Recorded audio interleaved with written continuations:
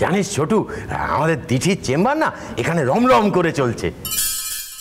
সারা ভারতবর্ষ জুড়ে দিঠি আর কোথাও চেম্বার খোলার জায়গা পেল না, এখানেই চেম্বার করতে হলো ওকে। কেন? তোমার কোথায় অসুবিধা হচ্ছে? এই পুরো মাধবপুরটা কি তোমার কিনা নাকি? আমি তো সে কথা বলিনি। ছোট, এই 2.5 বছরে দিঠি কতদিন তোর সঙ্গে দেখা করতে গেছে, আর তুই বা কতদিন ওর সঙ্গে দেখা করেছিস? করিসনি তো। তাতে তো এটাই প্রমাণ হয় মা যে আমি ওর সাথে কোনো যোগাযোগ রাখতে চাই না। দেখ ছোটদা, দিঠিদির জন্যই আজকে আমরা প্রাণে বেঁচে আছি। কারোর প্রতি তুই অকৃতজ্ঞ হতেই পারিস, আমরা কিন্তু হতে পারবো না। এতদিন পর বাড়ি ফিরে আমাকে একটা অন্য মেয়ের হয়ে এত ওকালতি শুনতে হবে নাকি? আমি তো বুঝতে পারছি না। ছোটু, তুমি যাকে অন্য মেয়ে বলছো না, সে এতদিন আমাদের জীবন মরণের মাঝখানে এসে দাঁড়িয়েছিল। সে বাড়িরই একজন। বুলবুলি তো সত্যি কথাই বলেছে। কিসের এত রাগ তোমার? কিসের এত রাগ? এই শোনো ছোটু, একটা কথা কিন্তু আমি পরিষ্কার করে বলে রাখছি তোমাকে, আজকে কিন্তু দিঠি এই বাড়িতে আসবে। এখানে তার কি দরকার? শোন ছোটু, তোর জেল থেকে বেরোনোর দিন তুই বেরিয়েছিস, তোকে গাড়ি পাঠানোর সব ব্যবস্থা কিন্তু দিঠি করে দিয়েছে। না হলে তো আমাদের পক্ষে এটা করা সম্ভব হতো না ছোটু। আমি কি বলেছিলাম আমি গাড়িতে করে আসবো? আমি তো বাসে ট্রামে চড়তে পারি নাকি? তোমরা হঠাৎ করে গাড়ির ব্যবস্থা করতে গেলেই বা কেন? আশ্চর্য। কি অবুঝের মতো কথা বলছো ছোটু? দেখো, এতদিন পর বাড়িতে ফিরছো, তুমি ঠিক কি অবস্থায় আছো না আছো আমরা জানি না, তাই কি অবস্থায় আছি না আছি সেটা তো তোমরা জানতে। তোমরা তো মাঝে মাঝে দেখতে আসতে নাকি?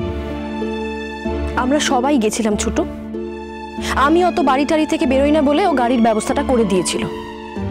আর তাছাড়া তোরা তো রাগের কি আছে? তুই রোজগার পাতি করবি, ও আমাদের জন্য যা সাহায্য করেছে তুই পরে ওকে শোধ দিয়ে দিবি, তাহলেই তো হলো।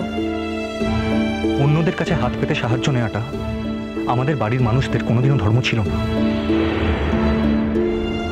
কিন্তু এখন দেখছি তোমরা এটাকেই ধর্ম বানিয়ে ফেলেছো।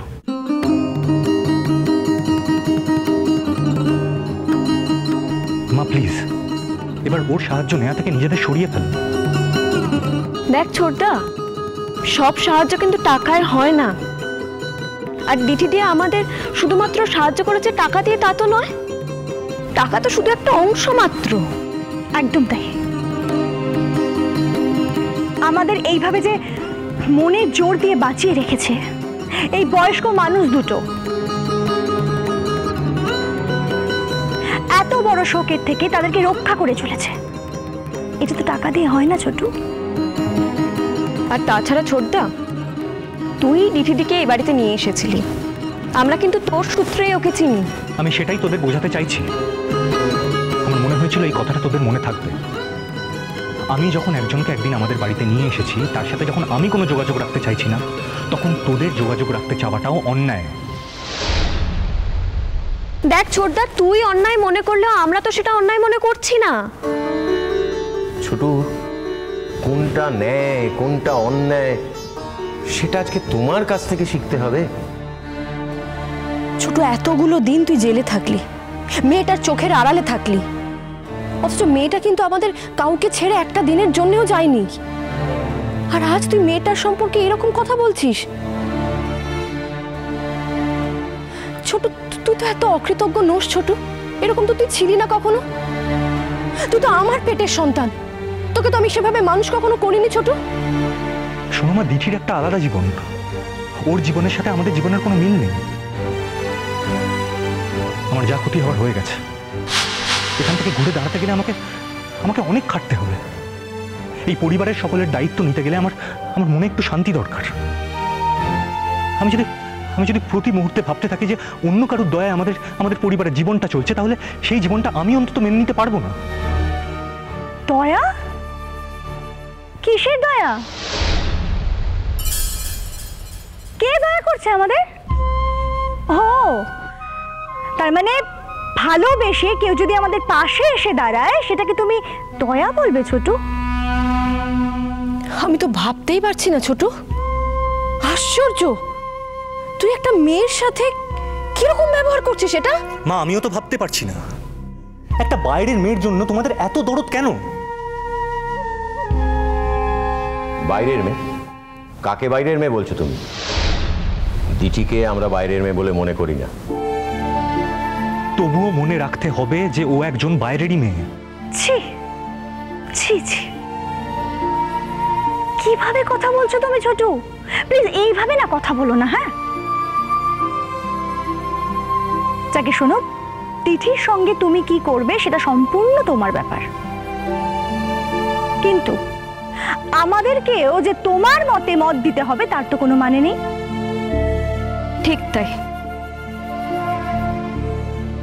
দেখ ছোট্টা, তুই চাইলে ডিঠির সঙ্গে সম্পর্ক নাই রাখতে পারিস, কথা নাই বলতে পারিস, কিন্তু আমাদের তো স্বাধীনতা আছে।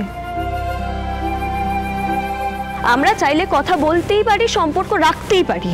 এখন থেকে আমি এই বাড়িতে থাকবো। এই বাড়িটা তো আমার, আর এই বাড়িতে থাকার জন্য আমার একটু স্বস্তিদায়ক পরিবেশের দরকার। তাই আমি এখানে আসার পর থেকে আমি চাই না যে দিঠি এখানে নাইট স্টে করুক। ওর যদি আসতে হয় ও সকালে চেম্বারে আসবে। চেম্বারে আসা থেকে তো আমি ওকে আটকাতে পারবো না। আর তারপরে যদি আমাদের বাড়িতে এসেও তোমাদের সাথে দেখা করতে চায় তাতেও আমার কোনো আপত্তি নেই, কিন্তু তার মানে এই নয় যে ওর এই বাড়িতে থাকাটা আমি মেনে নেব। আমার জীবনে আর নতুন করে কোনো জটিলতা বাড়িও না বাবা, প্লিজ। জটিলতা আমরা বাড়াচ্ছি না ছোটু, জটিলতা তুমি নিজে বাড়াচ্ছ। তুমি সুস্থ সবল সুন্দর একটা জীবনটাকে আর ধরতেই পারছো না। তোমার কাছে যেটা সুস্থ যেটা সুন্দর, আমার কাছে সেটা সুস্থ সুন্দর নয়। কারণ আমি স্বপ্নের দুনিয়ায় বসবাস করি না বাবা। আমি কোনোদিনও ভুলতে পারবো না যে দিঠি আর আমার জীবনযাত্রা এক নয়। ও ঘটনাচক্রে একদিন আমাদের বাড়িতে এসে পড়েছিল বলেই যে ওর থেকে এই সুবিধাগুলো নিতে হবে, এটাও আমি মেনে নিতে পারবো না। আমাদের জীবনের সাথে ও যদি জোর করে নিজের জীবনটা মেলাতে চায়, তাতে আর যারই সম্মতি থাক না কেন, আমার সম্মতি নেই। তাই তোমরা ওকে বলে দিও ও যেন এরপর থেকে এই বাড়িতে থাকার প্ল্যান না করে।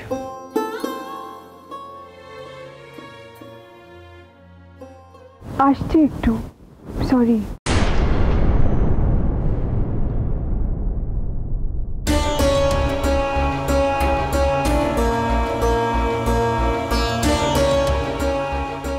আমি অনেকক্ষণ এসছি, তোমাদের কথার মধ্যে ঢুকতে পারছিলাম না বলে তাই।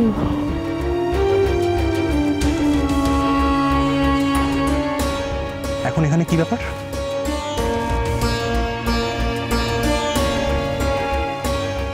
কাল তুমি কারেকশনাল হোম থেকে ছাড়া পেয়েছো। আমি জানি তুমি আমাকে পছন্দ করো না বলে, কিন্তু আজ এখানে আসতেই হয়েছে আমাকে। কাল আসলে আমার চেম্বার আছে এখানে। আমি ডাক্তারি পাশ করার পর থেকে এখানেই চেম্বার করি। সেটাই তো আমি জানতে চাইছি, তুমি এখানে চেম্বার কেন খুলেছো? খবরদার ছোটু, আমার সামনে তুই উঁচু গলায় কথা বলবি না। হ্যাঁ রে ছোটু, তোর সামান্য ভদ্রতাটুকু নেই? সামান্য কৃতজ্ঞতা বোধ নেই তোর? ছি ছোটু, ছি। এতগুলো দিন, এতগুলো বছর, এতগুলো মাস হয়ে গেল, তবু তুমি একটু বদলাইনি, তাই তো? না রে ছোট্টা, তুই একটুও বদলাসনি। আর যাই হোক না কেন, দেখ আজকের দিনে দাঁড়িয়ে তুই আমাদের কাছে যতটা প্রিয়, দিঠি আমাদের কাছে কিন্তু তোর থেকে কম প্রিয় নয়।